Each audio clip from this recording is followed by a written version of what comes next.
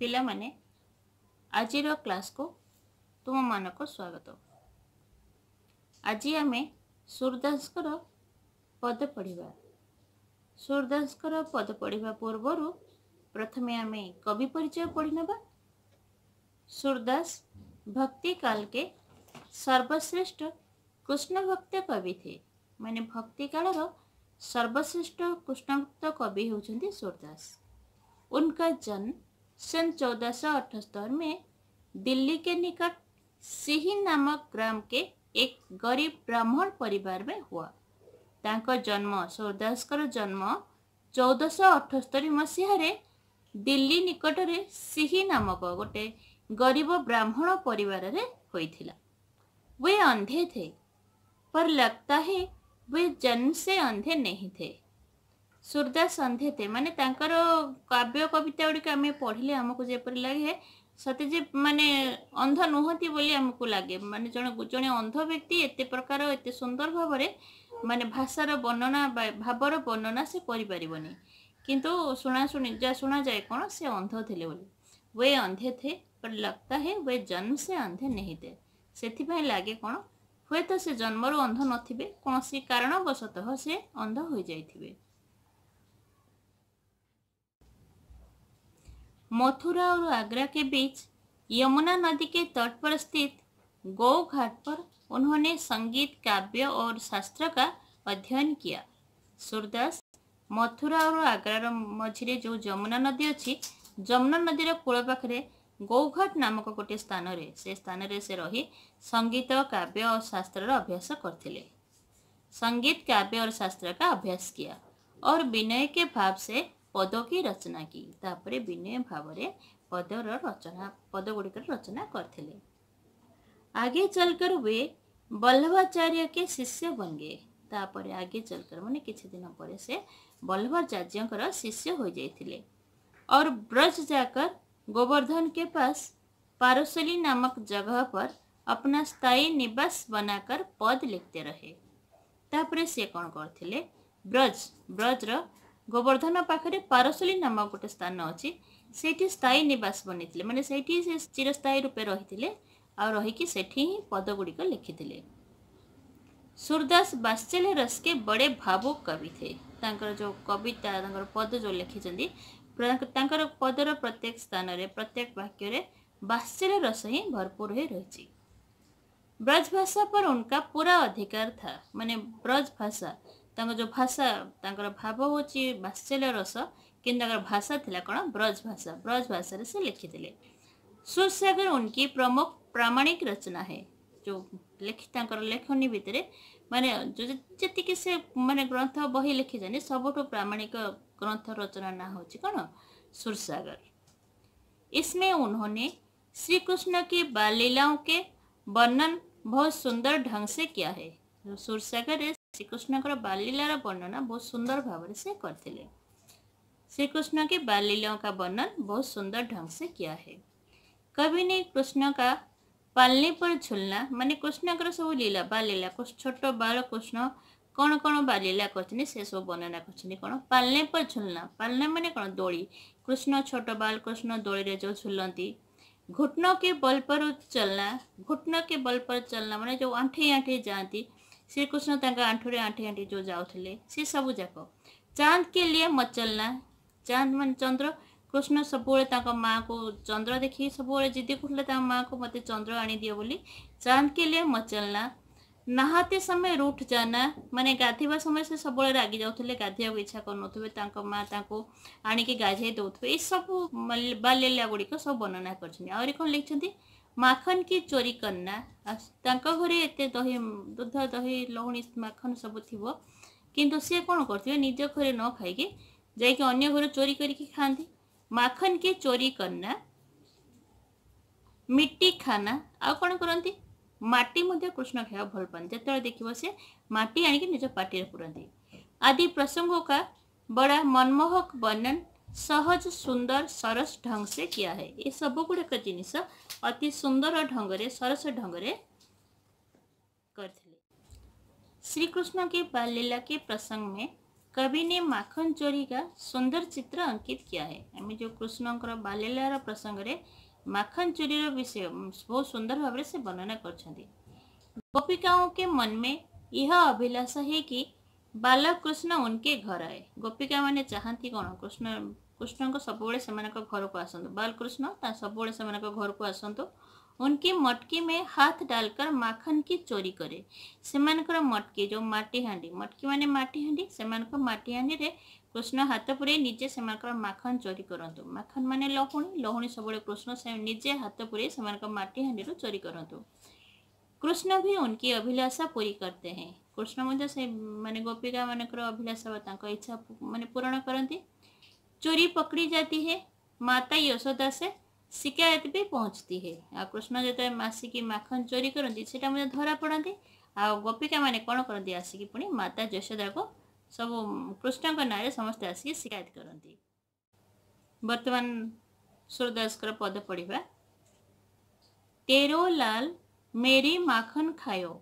तेरो लाल माने तुमर पुओ लाल अर्थ पुओ तुमर पुओ तेरो लाल मेरी माखन खायो। तुमर पुओ आसिकी मो घर माखन खाई दउछि बा लहुणी गुड़िक खाई दउछि। दोपहर दिवस जानी घर सुनी। दोपहर माने दोपहर दिन दिन समय दिन दुईपहर समय खरा बेल समय जहाँ दुईपहर कह जाए। दोपहर दिवस जानी घर सुनी जेहेतु खरा बेल समय से घर खाली थाए। ढूंढी ढंडोरी जाय ही आयो माने खोजी खोजी से कृष्ण बालकृष्ण तुम पुओ कृष्ण दुईपहर समय बा खराबेल समय जानी घर गुड़िक खाली थाए से समय से ढूंढी ढंडोरी जाओ ही आयो माने खोजी खोजी खोजी खोजी आसिक जहाँ घर खाली थाए जहाँ घर किए न था से घर को से आसे आसे कौन करे। खोल किबार सुन मंदिर में। खोल किबार किबार माने कबाट दरवाजा से कौन कर कबाट निजे खोल खोलिकी सुन मंदिर में। सुन मंदिर ये घर को कह जेहेतु घरे लोक कहीं न था घरे से कृष्ण कौन करती आसिकी कबाट खोली घर को आसती। खोल किबार सुन मंदिर में दूध दही सब माखन खबायो। से कौन करे जहाँ घरे कई लोक न था से घर को आसे आसिकी दूध दही माखन माखन माने लहुणी दूध दही लहुणी जहाँ सब थो से कौन करे खाइब आने को खुएब। छिंके काढ़ी खाटचण मोहन। छिंका छिंका माने सिक्का जो कह जाए जो माने दूध दही रखापी सुरक्षा रखापी जो दौड़ी रे सिक्का बन के टंगा जाए ऊपर से छोट कृष्ण बालकृष्ण छोट थाए हाथ भी पाएनि से कौन करती छिके काढ़ी खाटचड़ मोहन खट उपर चढ़ी शिकार कौन करती जो दूध दही जहाँ रखाई सब काढ़। कछु खाय कछु ले ढरकाय जेहेतु छोट छुआटा चढ़ी खट उपर चढ़ी शिकार दूध दही जहाँ भी अच्छी लहुणी जहाँ कि जेकोसी खाଇବା जिनस अच्छी से काढ़े काढ़ी कौन करे सब खाई पारे। कछु खाय माने किछि खाए कछु ले ढरकाय किछि खाई दिए आउ किछि कौन करे ढाली दिए। दिन प्रति हानि होत गोरस की यहीपरि कौन होची प्रतिदिन दिन प्रति माने प्रतिदिन हानि होत गोरस की माने गोरस गोरस एटी दूध दही लहुणी ये सब को गोरस कह जाए। ये सबुर हानि होची बा क्षति होची। यह ढोता कौन रंग लायो कहते यह ढोता माने ये पुओ तुमर माने जना नहीं पता नहीं कौन सा रंग ढंग लाएगा माने बड़ हेले से कौन हम। सूरदास कहती ब्रज नारी।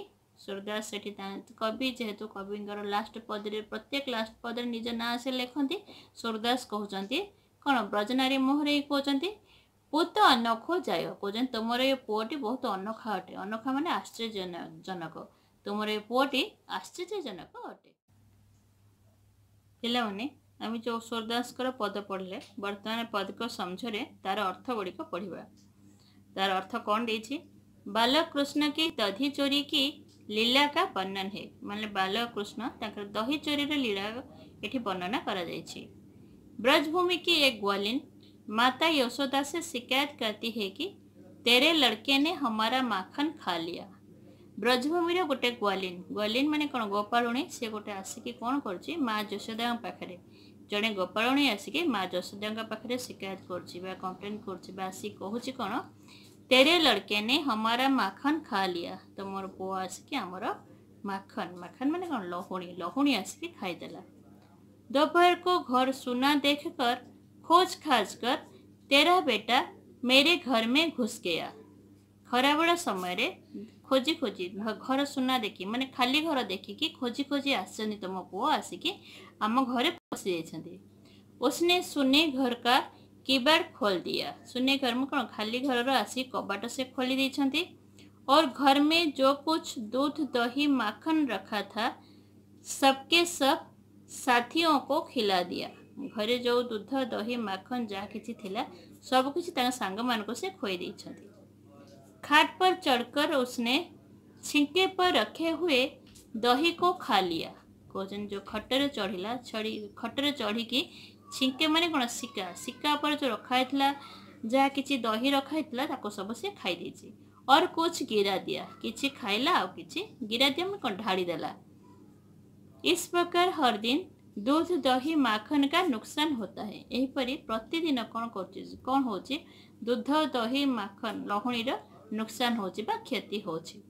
पता नहीं यह लड़का कौन सा रंग या ढंग लाया है। तापर से गोपालनी जनक कहउछन्ती जे ए पुओटी तमर कौन की रंग ढंग आनिछि। तुमने तो एक अनोखे लड़के को जन्म दिया है। तापर यशोदा कहउछन्ती तुम गोटे अनोखा अनोखा माने कोन आश्चर्यजनक पुओ को जन्म देछ। पद को समझो पिला माने पढ़िबो। तापर जो शब्दार्थ गुड़िक देछि ताको तुम माने निज खाते रे सुंदर अक्षर करके लिखिबो। लाल लाल शब्दर अर्थ होछि पुत्र। ढूंढ ढंडोरी तार अर्थ होछि कोन खोज खाज कर। किबार किबार माने किबार या दरवाजा। मंदिर मंदिर शब्दर अर्थ होछि घर। छिंका छिंका शब्दर अर्थ सिक्का। रस्सी या तार आदि के जाल से छत में या ऊंचे स्थान पर खाने पीने की चीजें रखने के लिए लटकाया जाता है। माने रस्सी रे किंबा तारा रे तैयारी हेतिबो गोटे जाल परी हेतिबो सेते छात ऊपर जो रड गोटे लागिथे सेठी नहले कोन से उच्च स्थान रे कोन हेतिबो सेटा बंधा हेते सेतिरे कोन हेते से जाल परी जो जगहटा गोटे थिबो सेतिरे खाइबा पीबा जिनिस जाक रखा जाए। मोहन मोहन शब्दर अर्थ होछि कृष्ण। ढरकाय ढरकाय अर्थ गिरा दिया। गोरस गोरस एठी दूध दही मठा छाछ ए सब गुड़ाक जिनिस जोटा कि गाय दूध तैयारी होतो सब गुड़ाक जिनिस को कौन गोरस बोली कह जाए। ढोटा ढोटा माने होछि पुत्र। पोत पोत शब्दर अर्थ पुत्र। अनोखा अनोखा शब्दर अर्थ आश्चर्यजनक। पिला माने तुमको पाठटी बुझाई देली ता सहित पदक समझ मध्य बुझाई देली आ शब्दार्थ गुड़िक मध्य कहली। तुम खाते शब्दार्थ पाठटी भिडियोटी को भल भाव देख देखिकी ता सहित कौन कर माने पाठटी को बुझ आ पदक समझ मध्य पढ़ आ सूरदास का कवि परिचय मध्य पढ़ ता सहित कौन कर शब्दार्थ गुड़िक मध्य निज खाते लिख। आ तुमको भिडियोटी किपर लागला निश्चय जनइब। ता सहित मो चैनल टी को तुम मैंने सब्सक्राइब कर एपरी कले मु तुम जो वीडियो गुड़िक सब छाड़ुची सब गुड़िक तुम देखिपर। जो साइड तुम बेल आइकन अच्छी से ऑल बोली सिलेक्ट कर दियो। आज क्लास रे तुम मन ये परवर्ती क्लास रे मु प्रश्नोत्तर गुड़िक तुम मन सहित आलोचना करी एवं भिडियोटी करी ताहा तुम देखी प्रश्नोत्तर गुड़िक लिखिब। आज ये रही धन्यवाद।